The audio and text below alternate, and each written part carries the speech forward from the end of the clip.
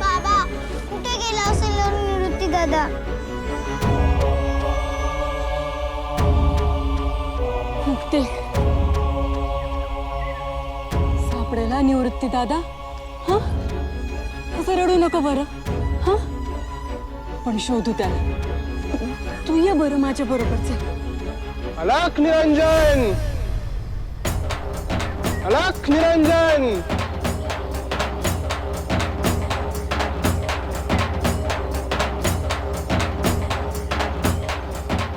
अहो अहो, इकडे कुठे निघालात आपण?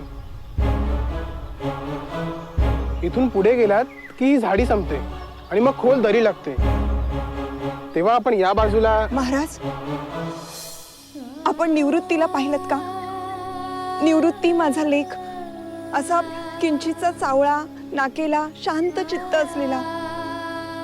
त्याच्या डोळ्यात पाहाल ना तर अपार अपार शांतता अनुभवाल.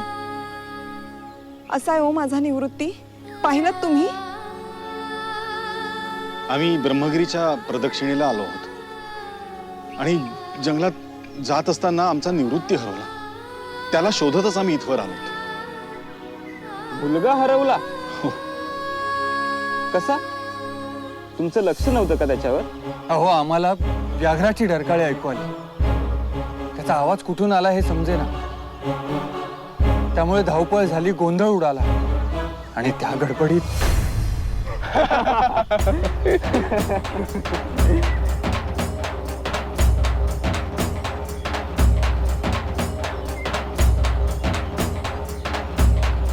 अहो, आम्ही कित्येक दिवस झाले याच परिसरात आहोत, पण व्याघ्राची एकही डरकाळी आम्हाला ऐकू आली नाही.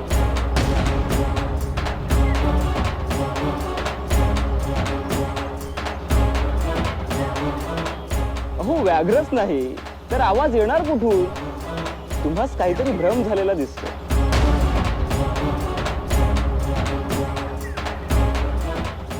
व्याघ्र नाही? अहो, सारा आसमंत हिंदोळून टाकणारा आवाज सगळ्यांनीच ऐकला की. हो महाराज, खरंच व्याघ्र होता. माझ्या नाना दादाला तर तो पाहायचाही होता. हो ना रे नाना दादा?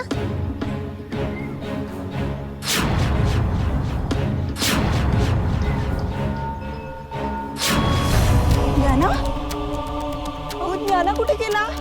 अगं आता तो इकडेच होता आपल्या बरोबर. ज्ञाना? अहो, ज्ञाना कुठे गेला? ज्ञाना, ज्ञाना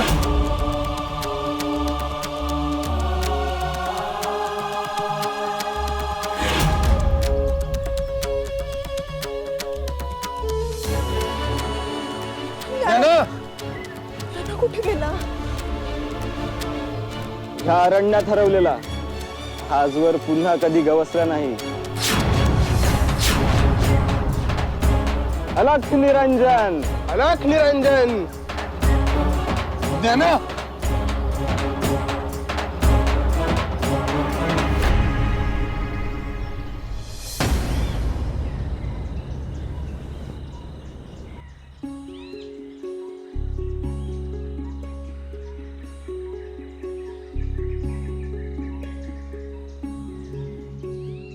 कुटी बंद आहे.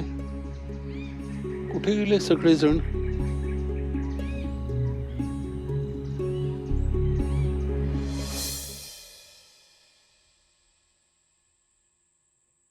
भोजनी काका आलेत. हा, भोजलिंग काका हा, पाठव त्यांना आतमध्ये लवकर.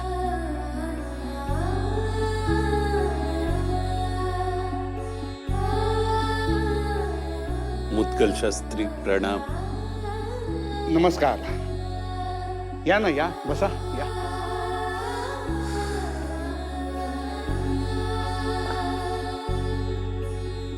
तुम्ही तर काशीस गेला होतात ना? होय, आत्ताच येतोय. सिद्धबेटी गेलो होतो. कुटी बंद दिसली.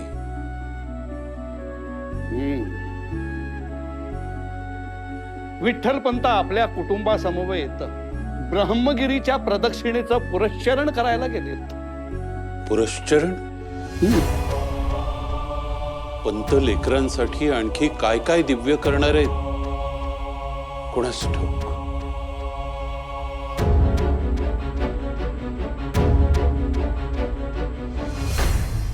नारबा, ए नारबा, ए नारबा, कुठे मेलास? आलो आलो. व्हायची त्यांनी. कुठे गेला होतास? ते बाई साहेबांनी धान्य पाकडाय सांगितलं होतं ते करत बसलो. मी सांगितलेलं काम केलंस? नाही जी. नारबा, माझघरात बसू नकोस, बाहेर पड. त्या विठ्याकडे धान्य कोणी नेऊन दिलं त्याचा शोध घे. ही आगळी कोणी केली आहे हे समजलंच पाहिजे आपल्याला, नाही तर फार जड जाईल.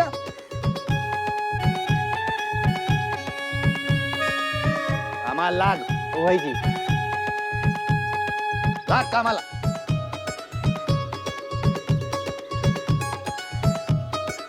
बघताय काय काम करा.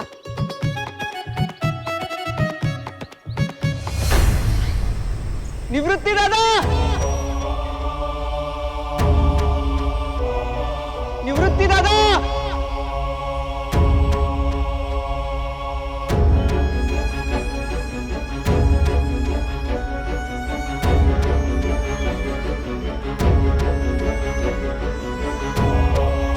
निवृत्ती दादा,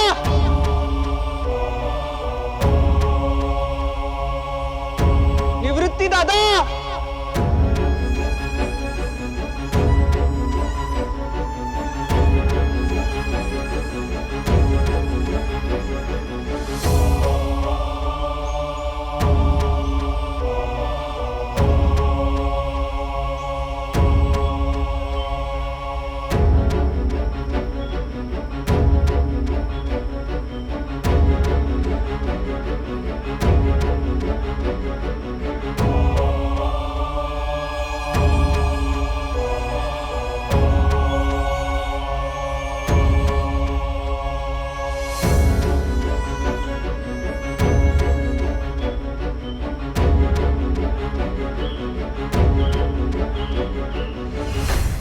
पांडुरंगा,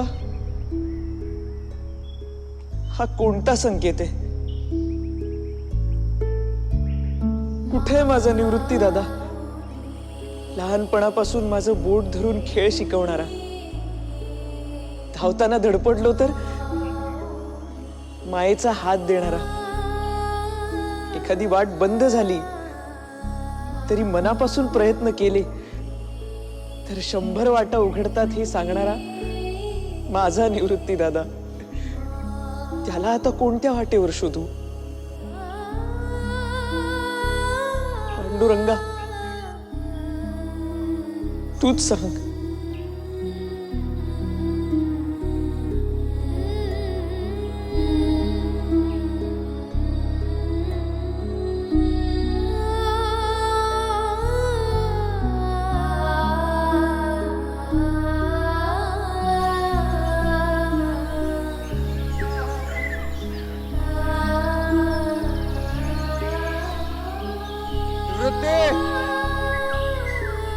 ज्ञाना, सत्यदेवा,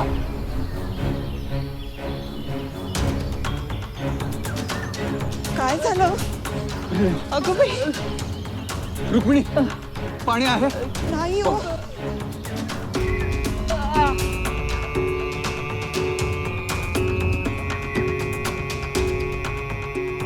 कोण आहात आपण? आणि काय झाले? आम्ही देवगिरीचा सैनिक. आज्ञेवरून इथल्या नरभक्षी वाघाचा माग घ्यायला आलो होतो. त्याला जेरबंद करून मानवी वस्तीपासून दूर अतिदुर्गम भागात सोडायचा आदेश होता.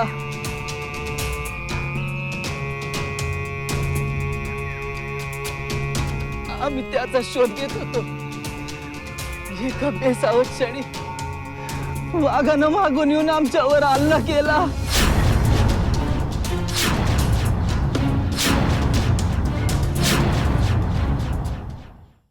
एकावर तर जीव गमावा लागला आणि माझं हे असं झालंय बघा. व्याघ्र कुठल्या दिशेने गेला सांगू शकाल काय?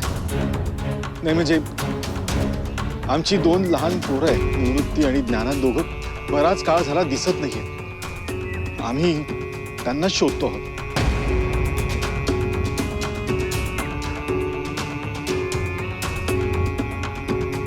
काय शोध घेऊ नका, सगळं व्यर्थ आहे बघा.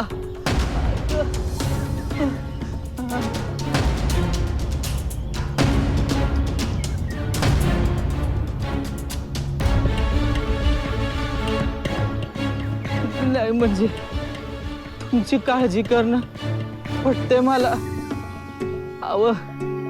अव पण जे सत्य आहे ते स्वीकारायलाच पाहिजे ना आपण. इथं आम्हा सैनिकांचा निभाव नाही लागला. तो चौथळलेला वाघ तिथे यमदूत बनून उभा आहे. ऐक ना.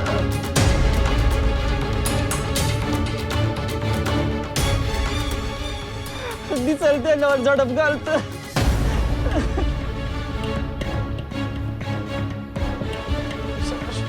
माझे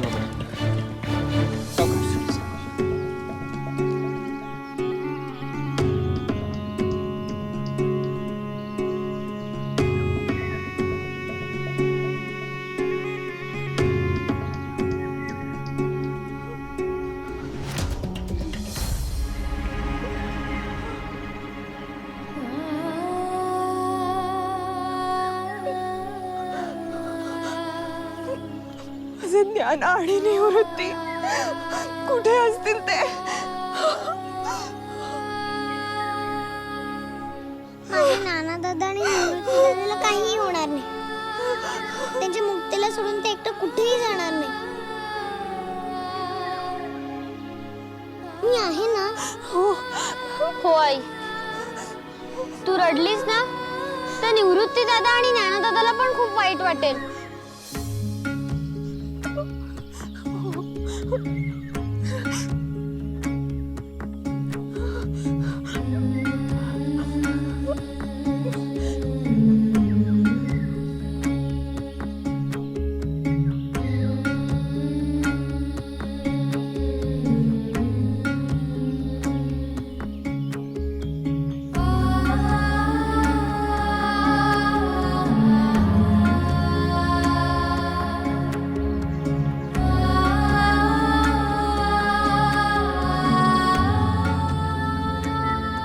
बकेश्वरा, तुझ्या पायी माता केव्हा येतोय ना हो. असं वाटेवरलं सुख काही राहून घेतोय.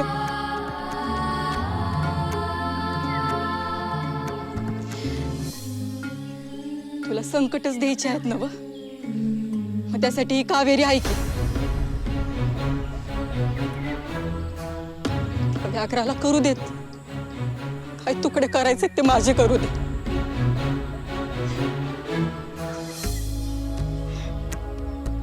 माझ्या लेकरांचा जीव सांभाळ पांडुरंगा. माझ्या लेकरांना जप.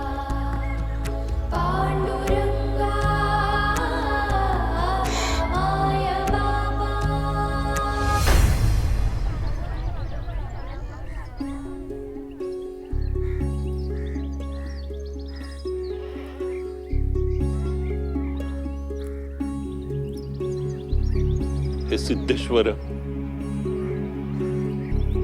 या आळंदीवर तुझी कृपादृष्टी सदैव आहे. याच आळंदीच्या कुशीत विठ्ठलरावाची 4ही गोमटी मुलं लहानाची मोठी होत आहे. ही 4ही लेकर अलौकिक आहेत. आळंदीचं भाग्य ही लेकर उजळून टाकतील असं सदैव मनात वाटत राहतं. ब्रह्मगिरीच्या अरण्यातला लेकरांचा प्रवास कठीण आहे. त्यांच्यावर काही संकट आलं तर त्यांना सुखरूप ठेव रे बाबा सिद्धेश्वरा.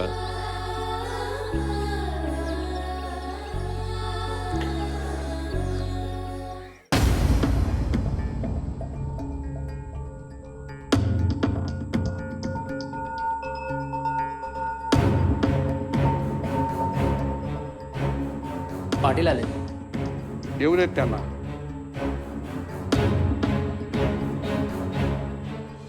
राम राम मुद्गल शास्त्री. पाटील या या. अहो हात पुढे तुम्ही. काय म्हणता? अहो आम्ही काय म्हणणार, तुमचंच दर्शन दुर्मिळ झालंय. म्हटलं चला आपणच भेटून येऊया. नाही, बरेच दिवस झाले ग्रामात दिसला नाहीत. तब्येत ठीक आहे ना व? पाटील अहो मला काय धाड भरलीये, उत्तम आहे मी. या ग्रंथांच्या अरण्यात हरवून गेलोय, पण अजून अंतिम ध्येय काही साध्य होत नाहीये. जी पंतांसाठी काय प्रमाण गावलं का नाही?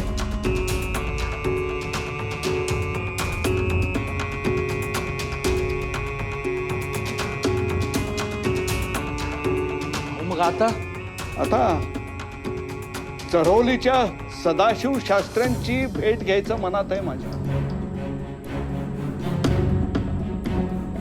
धर्मशास्त्राचा गाढा अभ्यास आहे त्यांचा. तर त्यांच्याशी बोलून बघतो काही मार्ग निघतोय का ते. निघल निघल, काहीतरी मार्ग निघल. पण पंत माघारी येईपर्यंत जीवात जीव राहायचा नाही हो. कसं होत असेल नाही त्यांचं? ती लहान लहान लेकरं, ती जीवावरची वाट, ते मोकाट सुटलेलं वाघरू. अहो नुसता विचार केला तरी जीव घाबरा घुबरा होतो. तर सिद्धेश्वराच्या चरणी एकच मागणं आहे, परमेश्वरा माझं आयुष्य घे रे, पण त्या भाबड्या जीवांना सुखरूप परत आण. येतील, सुखरूप परत येतील. पाटील अहो ज्यांच्या मागे कुणीही नसतं ना, त्यांच्या मागे पांडुरंग उभा असतो.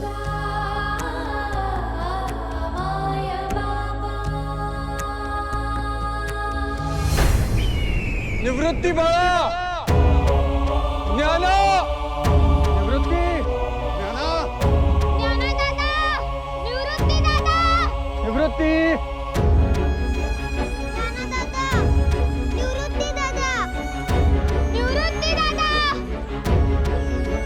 ज्ञाना. पंत सारे अरण्य पालथी घातले, या दोघांचा कुठेही पत्ता नाही. निवृत्ती,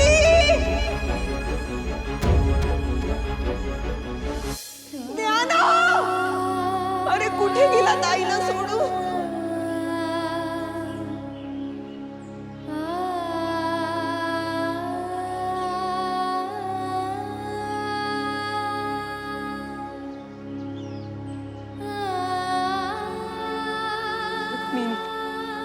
असं रडू नका बरं. ब्रह्मगिरीच्या प्रवासात अरण्यातून जाताना त्र्यंबकेश्वर भक्तांची काळजी घेतात असं ऐकलं होतं ग. आणि हे काय बोलतात झालं? रुक्मिणी, अगं असा धीर सोडून कसे चालेल? आशा संपली ना की धीरही सुटतो.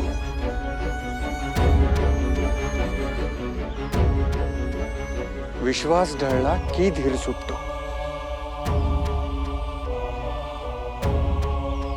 अगं त्या पांडुरंगावर विश्वास ठेव. आजवर त्यानेच तर तारले आहे. विश्वास,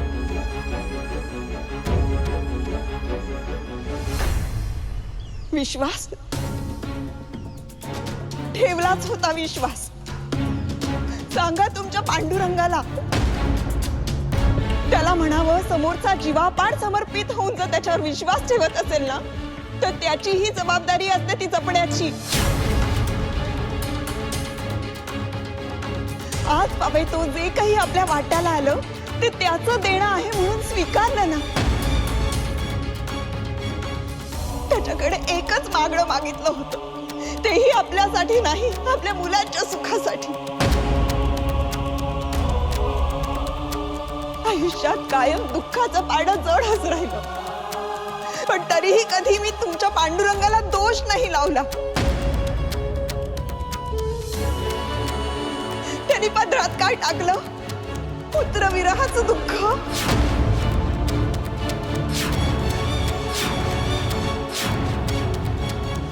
जिथे पाप जळून राख होते अशा प्रदक्षिणेच्या मार्गावर तुमच्या जीवापाड भक्तीचं हे फळ मिळावं. माझ्या पांडुरंगाला असे बोल लावू नकोस रुक्मिणी.